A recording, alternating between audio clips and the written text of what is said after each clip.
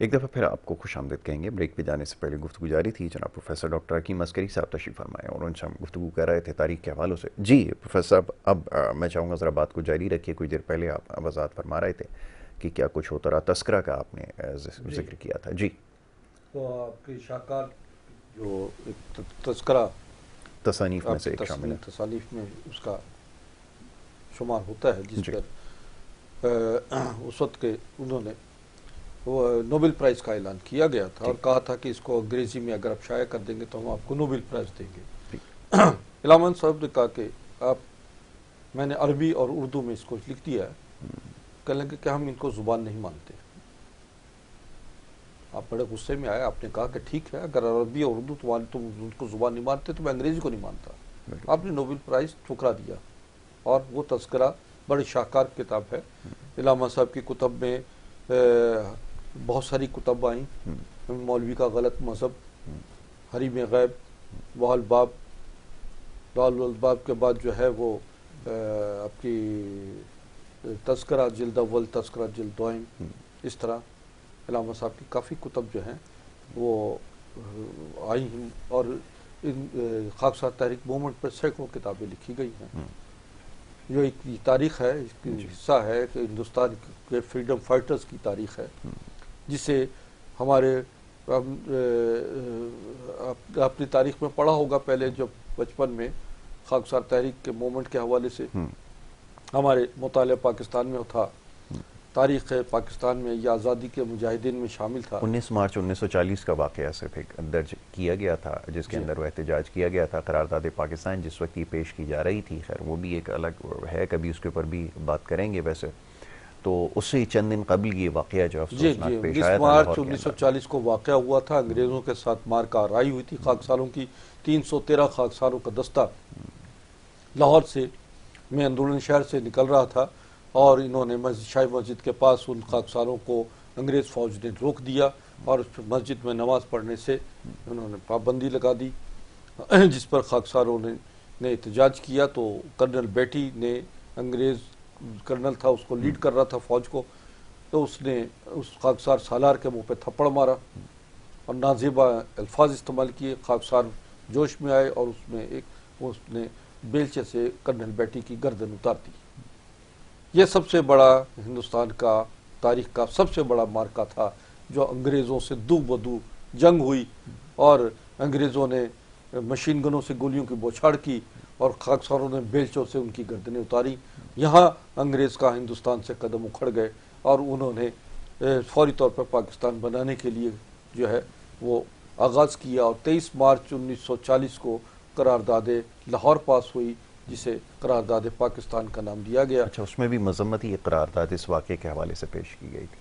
جی، اور اس میں بھی جب یہ واقعہ ہوا تو قائد اعظم جو زخمی خاکسار تھے ان کی عیادت کے لیے ہسپتال پہنچے، میو ہسپتال گئے، اور انہوں نے کہا اے اسلام کے علم برداروں، اے اسلام کے سپاہیوں، مجاہدوں، مجھے فخر ہے تمہارے اس جدوجہد پر. تمہارے خون کا جو ایک ایک قطرہ جس کا حساب لیا جائے گا، اور یہ پاکستان کی بنیادوں میں جو تم نے خون دیا ہے، یہ تاریخ کبھی سے فراموش نہیں کرے گی.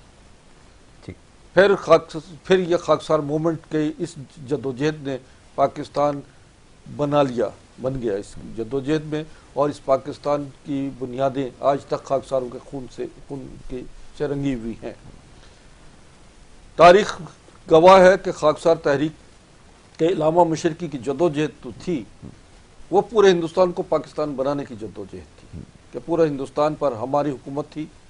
ہندوستان نے مسلمانوں سے، انگریز نے ہندوستان میں جو حکومت تھی مسلمانوں سے چھینی تھی، اور ان کا مطالبہ تھا کہ انگریز جاتے وقت جو ہے یہ ہندوستان مسلمانوں کے حوالے کرے، اور مسلمان اور ہندو خود مل کر فیصلہ کریں گے کہ وہ اکٹھے رہنا چاہتے ہیں یا الگ الگ. مگر تاریخ کا رخ مڑا گیا، اور پھر پاکستان بن گیا. وہ پاکستان جس میں کہا گیا تھا کہ مسلمانوں کے اکثریتی علاقے جو ہیں وہ پاکستان میں شامل ہوں گے.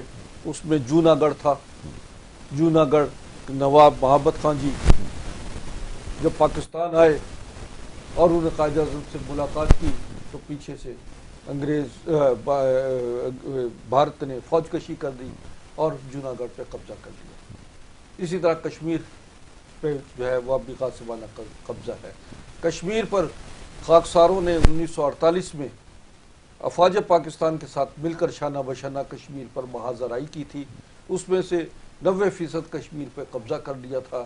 لیکن پنڈت نہرو نے شور مچایا اقوام متحدہ میں کہ کشمیر کا مسئلہ چونکہ اقوام متحدہ میں ہے اور پاکستان نے ہم کشمیر پہ قبضہ کر لیا ہے، اور اقوام متحدہ نے دباؤ ڈالا. اس وقت کے وزیر اعظم لیاقت علی خان نے افواج پاکستان کو حکم دیا کہ افواج واپس آ جائیں. وہاں سے خاکسار افواج پاکستان بڑے مایوسی کے عالم میں روتے ہوئے واپس آئے، مگر انہوں نے پورا کشمیر نہیں خالی کیا. اور جو اس وقت کشمیر موجود جسے ہم آزاد کشمیر کہتے ہیں، وہ بھی خاکساروں ہی کی مرہون محنت قربانیوں اور افواج پاکستان کی قربانیوں کی مرہون محنت آج ہمارے پاس موجود ہے. ٹھیک ہے. اب یہ کہ موجودہ جو سیاسی نظام ہے اس کا کیا دیکھتے ہیں، مستقبل کیا دیکھتے ہیں؟ جیسے بھی کچھ دیر پہلے آپ نے نشاندہی کی کہ ماضی میں جو کچھ ہوتا آیا، جو لوگ رہے ان کی نسل در نسل جو ہے وہ اقتدار میں آتی رہی ہیں اور اس کی کوئی خاطر خواہ نتائج نہیں نکل سکے.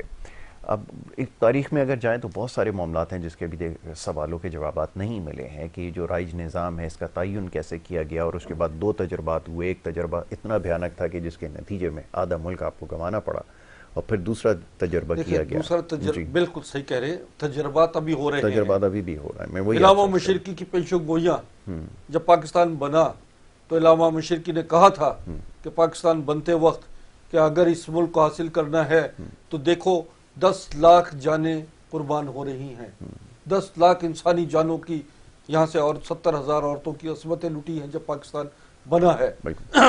اس وقت بھی کہا گیا تھا کہ اگر یہ ہم آزادی ہی حاصل کرنا ہے تو ہمیں سلاٹر کے ذریعے نہیں، یہ جتنی قربانیاں ہوئی سلاٹر میں ہوئی ہیں، یہ کوئی جد و جہد یا شہادتیں نہیں ہوئی، جنگ نہیں ہم نے لڑی، یہ قتل و غارت گری ہوئی ہے. اگر اتنی قربانیاں دینی ہیں تو پھر لڑو اور پھر ہندوستان کو حاصل کرو، اپنا جتنا ہو سکے آگے. آپ ہندوستان کو ایک بڑا ٹکڑا تمہیں چاہیے. مگر وہ یہ تھا کہ اب اس قربانی کا سلسلہ یہ ہوا. علامہ نے کہا کہ میں دیکھ رہا ہوں 1970-71 کا دور ہے، زندہ آباد اور مردہ آباد کا نعرے لگ رہے ہوں گے، اقتدار کی جنگ میں ہم آدھا پاکستان کھو دیں گے. علامہ مشرقی نے کہا کہ اگر پاکستان کو بچانا ہے تو کشمیر کو اپنے شارگ سمجھو، پاکستان کی شارگ ہے، اور کشمیر حاصل کرو. ہندوستان جو ہے وہ کشمیر پہ قابض ہے. اب جب چاہے گا آپ کا پانی روکے گا، جب چاہے گا آپ کو سیلاب کی نظر کر دے گا، جب چاہے گا آپ کو قحط زدہ کر دے گا. یہاں ڈیموں کے جال بچھا دو پاکستان میں، اور ڈیموں کے جال اس پر ایوب خان نے کچھ کام کیا، منگلا ڈیم، چربیلا ڈیم وغیرہ، یہ سب پروجیکٹ ایوب خان کے دور کے تھے. تو علامہ صاحب نے ایوب خان کو بھی کہا تھا، جب علامہ صاحب آخری لمحات تھے ان کے می ہاسپٹل میں داخل تھے تو ایوب خان ان کو ملنے کے لیے عیادت کے لیے می ہاسپٹل گئے تو علامہ صاحب نے کہا تھا ایوب خان تم یہ خاکسار تحریک کی قیادت سنبھال لو. تو بہرحال چونکہ وہ سرکاری ایک وہ تھا فوج کا وہ فیلڈ مارشل تھے، تو بہرحال ان کا وہ بلکہ علامہ مشرقی نے ان کو پیشکش کی تھی. اب کیا ہے کہ اب دیکھیں کالا باغ ڈیم 1924 کا منصوبہ ہے، آج تک اسے نہیں بنایا گیا. کیوں؟ اگر یہ منصوبے پہ عمل شروع ہو گیا تو پاکستان تو بجلی میں خود کفیل ہو جائے گا، پاکستان کی معیشت بحال ہو جائے گی، پاکستان کا کسان جو ہے خوشحال ہو جائے گا، پاکستان کی غریب عوام جو ہے وہ کھڑی ہو جائے گی. اس عوام کو پیسے رکھو، اور جاگیردار وڈیروں نے، سرمایہ داروں نے اس علاقے میں کالا باغ ڈیم بننے نہیں دیا. بات یہ ہے کہ مزید اب حالات جو علامہ مشرقی نے پیش کیے تھے، اگر مستحکم حکومت نہ آئی اور یہ قوم نہ اٹھی تو پھر یہ یاد رکھو سندھو دیش الگ ہو جائے گا، پختونستان الگ ہوگا. یہ توڑنے کی کوششیں جاری ہیں، بلوچستان کو توڑنے کی سازشیں جاری ہیں. اور کون کر رہے ہیں؟ حمود الرحمان کمیشن پڑھیے کہ بنگلہ دیش کیوں بنا، مشرقی پاکستان پاکستان سے کیوں الگ ہوا، کون سے لوگ سازشوں میں شریک تھے. آپ حمود الرحمان کمیشن کو پڑھ لیجئے، سارے وہ لوگ موجود جنہوں نے ہندوستان کو مجبور کر دیا تھا کہ وہ مشرقی پاکستان پر حملہ کر دے. تو یہ چیزیں ہیں. اس وقت جو ہے کے پی کے میں جو اس وقت عزم استحکام آپریشن کا ایک سلسلہ شروع ہو رہا ہے، وہ کیا ہے؟ کیا عزم استحکام کا آپریشن جو ہے وہ پختونوں کی رضامندی سے ہو رہا ہے، یا پختون جہاں پر کے پی کے میں اس وقت حکومت موجود ہے، کیا کے پی کے حکومت کی مرضی سے ہو رہا ہے؟ یہ بھی سوچنا تو چاہیے۔ جس قسم کے سیریس تھریٹس موجود ہیں جی ہاں، اس کو لیکن نظر انداز بات یہ کیا ہے، جا سکتا ہے کیا؟ بات یہ ہے کہ تھریڈ تو پورے پاکستان کو موجود ہیں، اور تھریڈ جس تھریڈ قسم تو کے آپ کی حکمرانوں کے درمیان موجود ہیں، جو اس وقت حکومت میں بیٹھے ہوئے لوگ ہیں، جو اس وقت حکومت چلا رہے ہیں، سمجھے نا؟ یہ بھی تو ایک بہت بڑا تھریڈ ہے، اور یہ کہاں سے آئے ہیں؟ یہ دیکھیے نا، بات یہ ہے کہ اگر ہمارے ملک کے سیاہکار لیڈر ہی اقتدار کی میں بیٹھ کر اقتدار کا حق رکھتے ہیں، تو پھر ان کی سیاہکاریوں کا نتائج یہ ہوں گے کہ پاکستان ٹکڑے ٹکڑے ہو جائے گا۔ آپ کا کراچی، اس کو بھی الگ کرنے کی سازشیں شروع ہوئی تھی، بڑی مشکل سے کراچی کو بچایا، جی سمجھے نا؟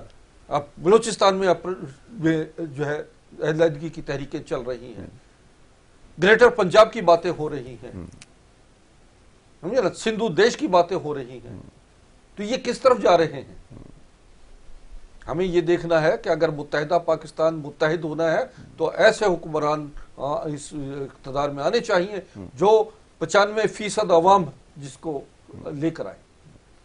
یہ 5% طبقہ 75 سال سے ہمارے ملک کا عوام کا خون چوس رہا ہے، اور اقتدار کی جنگ میں یہ بیٹھے آپس میں ایک دوسرے کو برا کہتے ہیں، بھلا گالیاں دیتے ہیں ایک دوسرے کے خلاف کہ میں اس کا پیٹ پھاڑ دوں گا، میں اس کے اوپر وردی اتار دوں گا، میں اس کا یہ کر دوں گا، اور جب وہ اقتدار میں آ جاتے ہیں تو پھر کاسہ گدائی لے کر دنیا بھر میں نکل جاتے ہیں کہ دیکھو ہم پاکستان کے وہ ہیں نیتا ہیں، اور ہم پاکستان بچانے کے لیے بیٹھے ہیں، اور ہمیں پیسہ دیا جائے۔ یہ آئی ایم ایف کے قرضے پاکستانی عوام پہ چڑھاتے ہیں، اور پھر آئی ایم ایف کے قرضے جو ہے کھا جاتے ہیں، اور پاکستان کو عوام کو جو ہے مظلوم عوام کو مزید مجبور کرتے چلے جا رہے ہیں، کبھی بجلی مہنگی، کبھی پیٹرول مہنگا، کبھی یہ تمام چیزیں جو ہیں آپ کی روزمرہ کی زندگی اجیرن کر دی ہے، اور یہ عوام کو اب نچوڑ رہے ہیں۔ انہوں نے باہر جانے والے پاکستانیوں پر بھی 12,500 روپے کا ٹیکس لگا دیا کہ ہر ٹکٹ کے ساتھ جو ہے وہ 12,500 روپیہ دیا جائے۔ 25-30 لاکھ پاکستانی جو ہمارے عوام اس ملک کا سرمایہ تھا، اس ملک کا پڑھے لکھے نوجوان، وہ ملک سے باہر چلے گئے ہیں۔ اس کا ذمہ دار کون ہے؟ یہ کیا چاہتے ہیں پاکستان میں؟ کیا صرف ایک وقت وہ آئے گا کہ یہی لوگ پاکستان میں بیٹھے ہوں گے اور پاکستان کی عوام یا تو قبروں میں چلی جائے گی یا پاکستان سے باہر نکل جائے گی؟ دو ہی راستے ان کے پاس بچے ہیں۔ ہاں، علامہ مشرقی نے کہا تھا کہ ایک راستہ ہے، اگر ملک بچانا ہے تو یہی دور علامہ نے گنوایا تھا کہ ایسا ایسا دور آئے گا، ایک وقت وہ بھی آئے گا کہ جب ہندوستان آپ کے ملک پر حملہ آور ہوگا، جب خود دعوت دیں گے یہ ہندوستان کو کہ آ جاؤ ہمارے ملک پہ، اور آپ کو یا تو آپ ہندو مت اختیار آپ کو کرنا پڑے گا، سمجھے نا، یا آپ کو قبر کا رستہ دکھانا پڑے گا، اور وہ وقت آپ لوگوں کے لیے انتہائی ذلیل ترین دور ہوگا کہ جب آپ اپنی جانیں بچانے کے لیے ہندو مت اختیار کر رہے ہوں گے۔ ایک طرف دریا اٹک کا پل ہوگا اور دوسری طرف چین کی سرحدیں ہوں گی۔ یہ کہہ دیا علامہ نے۔ ہاں، اگر یہ اسی طرح مشرقی پاکستان کا معاملہ بھی آپ نے بتایا۔ اب بات یہ ہے کہ خاکسار تحریک ایک عزم لے کر آئی ہے، اگر ہم پاکستان بچا سکتے ہیں، بنا سکتے ہیں، پاکستان کی بنیادوں میں خون دے سکتے ہیں، تو اس کو بچانے کے لیے بھی آج خاکسار تحریک کی ضرورت ہے، اور یہ قوم پکارے گی ایک دن کہ ہمیں خاکسار تحریک ہی ایک کا جو ہے وہ صاحبان چاہیے، اور خاکساروں کے لیے ایک راستہ، وہ خاکسار راستہ ان کو دینے کو بیٹھے ہیں۔ یہ زمیں کی بہتری ہے، تن من ہرک لگا دو، یہ زمیں کی بہتری ہے، تن من ہرک لگا دو، دنیا کے بے کسوں کو تدبیر حق سنا دو، روٹی تو شے نہیں کچھ، یہ غریب کو ہے دھوکا، اور غریب کی حکومت اس کی ہوا چلا دو، اور سرمایہ دار کا تو سیدھا علاج ایک ہے، حلقے غریب کے سب اس سے الگ ہٹا دو۔ بہت خوب، چلیں جی پروفیسر صاحب، اب وقت کیونکہ ہمارا ختم ہو گیا، انشاءاللہ موقع ملے گا آگے چل کے اس کے اوپر پھر ایک اور نشست رکھیں گے، بہت سارے اور تاریخی حوالوں سے بات کرنا ضروری ہے، اور اس کے اوپر کوشش کریں گے انشاءاللہ مزید پروگرام میں بات کی جائے۔ وقت ہو رہا ہے ایک بریک کا، بریک کے بعد دوسرے سیگمنٹ کی طرف بھی بڑھنا ہے۔ آپ دیکھتے رہیے ہمارا پروگرام گڈ مارننگ کراچی۔ جی ڈاکٹر صاحب،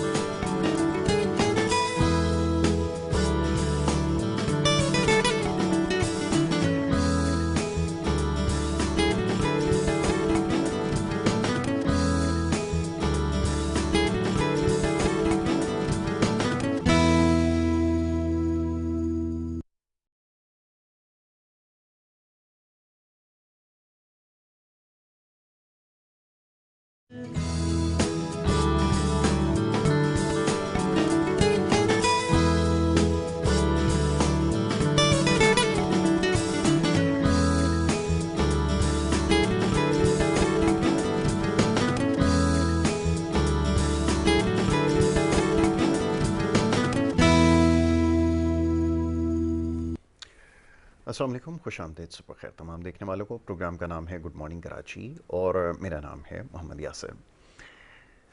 ناظرین، پروگرام گڈ مارننگ کراچی میں مختلف نوعیت کے معاملات اور مسائل کے حوالے سے گفتگو کی جاتی ہے، اور ہماری کوشش ہمیشہ سے ہوتی ہے کہ عوامی نوعیت کے معاملات اور مسائل پروگرام میں زیر بحث لائے جائیں۔ صبح کے وقت ہلکے پھلکے انداز میں مختلف معاملات پر گفتگو کرتے ہیں۔ سیاسی نوعیت کے معاملات بھی پروگرام میں زیر بحث آتے ہیں، سماجی نوعیت کے معاملات ہوں یا دیگر معاملات ہوں، کوشش کرتے ہیں کہ اس کے اوپر بات کی جائے۔ اور اس کے ساتھ ساتھ مختلف حوالوں سے ہم نے گفتگو کی پچھلے کئی پروگرامز میں، تاریخ کے حوالے سے۔ بہرحال تاریخ کو پڑھنا بے حد ضروری ہے، اور یہ وقت کی اہم ضرورت ہے، کیونکہ ہمارے یہاں بڑی بدقسمتی سے کہنا یہ پڑتا ہے کہ جو کچھ ہم نے کتابوں میں درج کیا، اس میں بہت ساری چیزوں کو ہم نے نظر انداز کیا، یا جانتے بوجھتے ہم نے صحیح چیز اپنی جو نئی نسل ہے اس تک نہیں پہنچائی۔ بہرحال یہ تو ایک چھوٹی سی بات اس لیے کہنا ضروری ہے تاکہ اپنے مطالعے کو وسیع کیا جائے، اور مطالعہ جب وسیع ہوگا تو بہت ساری چیزوں کے بارے میں ہمیں بہتر طور پہ ہم جان سکیں گے، اپنی خامیوں کو دور کر سکیں گے۔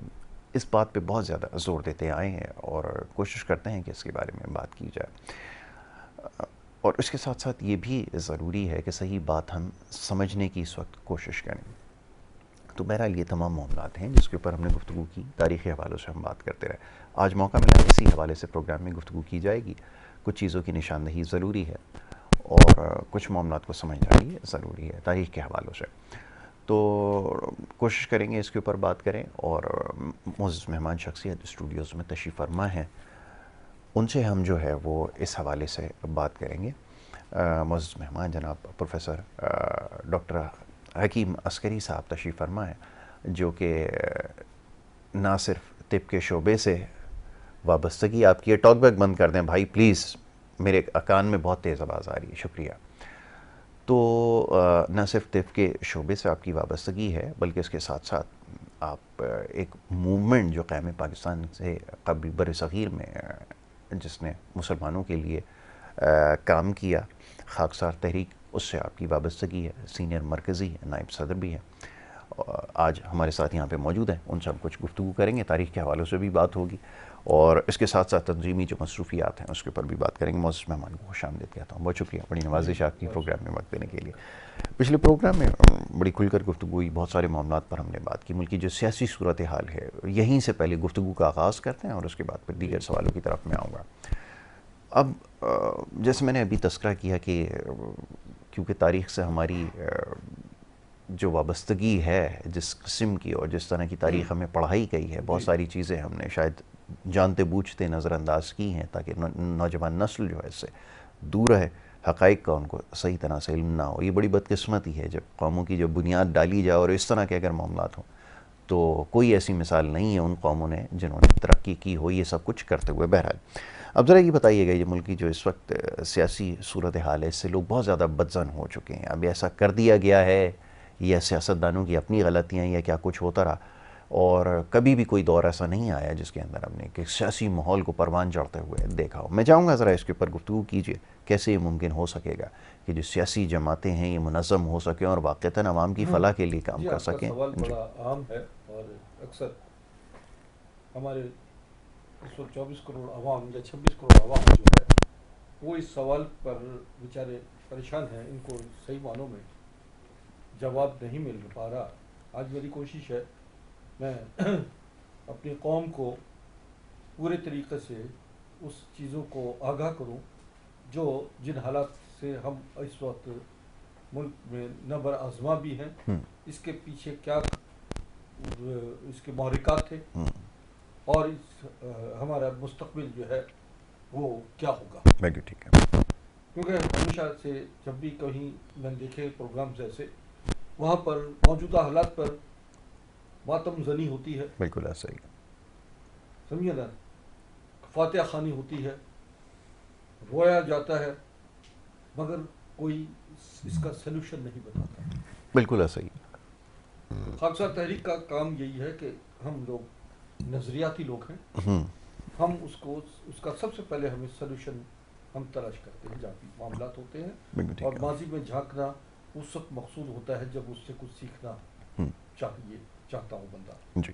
تو اس وقت ماضی میں جھانکنا ضروری ہوتا ہے. ہم، آپ کا سوال کہ موجودہ حالت اس کا پس منظر کیا رہا ہے، ہم، جن حالت میں پاکستان کی تشکیل ہوئی، تکمیل ہوئی ہے، اس کے پیچھے کون سے ایسے لوگ تھے جو قائد اعظم کے ساتھ چپکے ہوئے تھے، جنہوں نے پاکستان بنانے کے لیے ہم، قائد اعظم پر نوٹ بھی دیے اور ٹھیک. قائد اعظم کو فیسلیٹیٹ بھی کیا. قائد اعظم کو معلوم نہیں تھا ہم، کہ اس کے پیچھے جو ان کے سازشی عناصر ہیں، جسے اس وقت کی مسلم لیگی کہا جاتا تھا، جو جاگیردار وڈیروں اور سرمایہ داروں اور انگریزوں کے غلاموں کی ایک لائن تھی، ہم، وہ اس کے پیچھے، وہ فوج تھی وہ قائد اعظم کے پیچھے لگی ہوئی تھی. کیونکہ انگریز نے قائد اعظم کو کہا تھا کہ جاؤ قائد اعظم کو منا لاؤ، جو لندن ناراض ہو کے چلے گئے ہیں، اگر تم چاہتے ہو کہ ہم محفوظ ہو جائیں ہم. تقسیم ہند کے بعد، تو پھر تم پاکستان کے اوپر حکومت کرو گے اور یہ قوم پھر غلام در غلام در غلام ہوتی. یہ تو بہت بڑا ایک اور تضاد ہے اب آپ کی بات میں. یہ جو آپ نے ابھی مسلم لیگ اور قائد اعظم کے جو ہم نوا اور ساتھی تھے جن کا تاریخ میں حوالے دیے گئے ہیں، اس میں تو بہت بڑے بڑے نام تھے، سراغ خان اور اس طرح بہت سارے لوگ تھے نہیں، جو اس کے میں اندر سب کے شامل نام تھے. نہیں ہیں، میں کچھ جو ابھی بھی برسر اقتدار ہیں ان کی بات ان کی کریں. نسلیں، نسلیں جو یہ وہ لوگ تھے جنہوں نے جنگ آزادی 1857 میں ہم، غدر میں، ہم، جن کے باپ داداؤں نے مسلمانوں کا قتل عام کیا، آزادی کے مجاہدین کا قتل عام کیا، انہیں توپوں سے اڑوایا، مخبریاں کی، اور پھر یہ کہ ان کے گھروں کو برباد کیا. بڑے بڑے علماء کو انہوں نے توپوں میں کے ذریعے اڑایا گیا. آپ کا اس وقت کراچی جہاں پر یہ مارکیٹ بنی ہوئی ہے، ایمپریس مارکیٹ، یہ وہ جگہ تھی جہاں پر توپوں سے انگریزوں نے مسلمانوں کو اڑایا، اور آج وہاں پر ایمپریس مارکیٹ بنی ہوئی ہے. یہ تاریخ ہے. تو بات یہ ہے کہ میں تو صرف یہ کہہ رہا ہوں کہ وہ لوگ، اس میں تو آغا خان کی بات نہیں ہو رہی، اس میں وہ لوگوں کی جو مسلم لیگ کے وڈیرے تھے، جاگیردار تھے، سرمایہ دار تھے، وہ بھی ان میں شامل تھے، اور خانقاہوں کے وہ تھے، مجاور تھے، بڑے بڑے گدی نشین تھے، جو آج بھی بیٹھے ہیں، آج بھی اقتدار میں بیٹھے ہوئے ہیں، اور کبھی بدلتے ہیں. جو اقتدار میں آتی پارٹی اس کے ساتھ مل جاتے ہیں وہ لوگ. یہ چہرے بدلتے ہیں، پارٹیاں چہرے نہیں بدلتے، پارٹیاں بدلتے ہیں. چہرے وہی ہیں ہمارے 74 75 76 سال سے جو ہے وہی چہرے آ رہے ہیں جو ہمارے ملک کو حکمرانی کر رہے ہیں.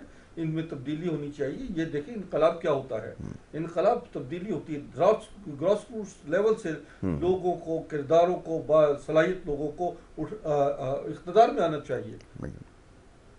ہمارے ملک کا مسئلہ یہی ہے کہ یہ لوگ مسلسل نسل در نسل ایک حکمرانی کر رہے ہیں. سمجھے نا، یہ وڈیرے، یہ جاگیردار، یہ سرمایہ دار، یہ ظالم، سمجھے، وہ حکمرانی کر رہے ہیں. بالکل ٹھیک ہے. تو ایک محسن بھوپالی کا ایک شعر مجھے یاد آیا جو ہندوستان میں ہے، جنہوں نے مودی پر یہ شعر کہا تھا کہ اونچے اونچے ناموں کی تختیاں جلا دینا، اونچے اونچے ناموں کی تختیاں جلا دینا، اور اونچے اونچے ایوانوں کی، ظلم کرنے والوں کی کرسیاں جلا دینا. در بدر پھرنا کیا دفتروں کے جنگل میں، در بدر پھرنا کیا دفتروں کے جنگل میں، بیلچے اٹھا لینا، ڈگریاں جلا دینا. ٹھیک. یہ محسن بھوپالی کا شعر بڑا اچھا رہا، اور وہ انہوں نے یہ چیز ہے کہ بیلچہ جو ہے وہ خاکسار تحریک کا ایک ہتھیار تھا، خاکسار تحریک کا نشان ہے.